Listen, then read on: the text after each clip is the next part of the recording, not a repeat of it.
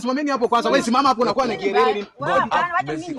Nimechelewa kuingia kama. Nyamaza kelele. Wewe nini mnabeba bangi? Wewe nyinyi unapeleka bangi shule? Au mnabeba ma lipstick? Hapana, hii ni sauti mwalimu. Mimi niko sawa hata. Sasa una mfuko swali. Toka hapo wewe. Sasa huyu unakuanga na sarakasi. Simama kwa wenzako. Umeanza kunywa shule wenyewe? Lala chini. Umebeba mpaka slippers. Na bena kudunga sasa macho. Mwalimu.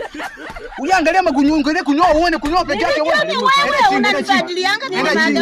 Enda chini. Uko na shida gani na mimi? Nilijua tu mwalimu. Sikia.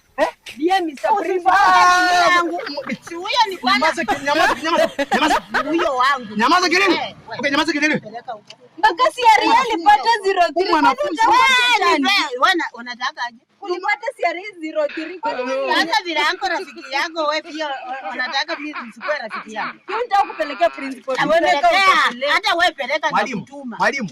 Peleka. Ndio maana watufanya mvue kwa hapa shuleni. Unanifuatilia? Mvue kwa hapa shuleni. Inafaa turudi nyumbani. Lakini huyo ndiye ataoa mimi ni bwana yangu tena na mtoto. Wacha nikwambie wasi. Adize jungalishi na usiniambie mimi namwandikia. Hata nitaandika tena wewe. Usikuwe ukinichunguza wewe. Waache mwalimu. Anafaa kwa nyumbani. Wanafunzi wetu kwanza wanafaa kwa nyumbani hafai kwa hapa shuleni. Mwanafunzi amenishinda inafaa alete mzazi. Watoto.